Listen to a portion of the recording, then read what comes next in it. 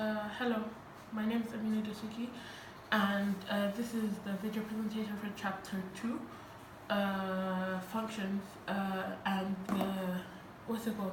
The topic is understanding rate of change, and the subtopic I have chosen is average rate of change and instantaneous rates of change.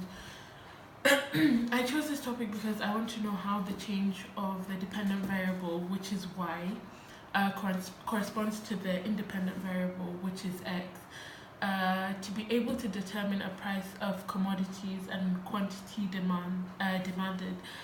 Price is dependent variable and commodity is the independent variable. For a given function, an average rate of change can be derived by firstly putting the variable's rates of your independent variable. Put the rate of your independent variable into the dependent variable. So you divide the change, and then you go on, after getting your answer, you go on to divide the change in the two dependent variables by the change in the rates of the independent variables. So you would basically go on to have this y1 minus y2 over x1 minus x2. So you've taken away these are your dependent variables and this is your independent variable. You'll then go on to determine the average rate of change, and the sign you get is very important as it will tell you whether the object is slowing down or speeding up.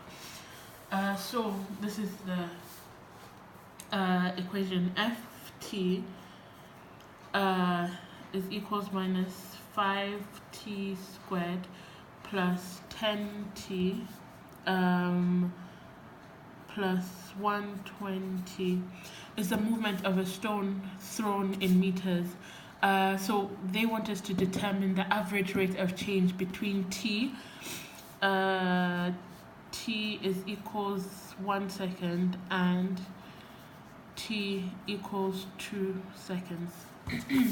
So firstly, at t equals 1 second, whatever t is seen in this equation,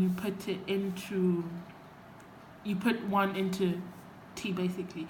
So your answer would equals to it will be f of 1.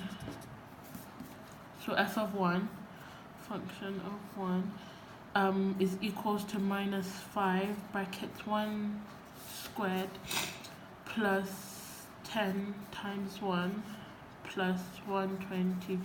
So your answer would equals to minus 5 plus 10 plus 120. The answer equals 10 minus 5 is 5, so 5 plus 120 is 125. So that's at t equals 1 second. The average rate of change is 125.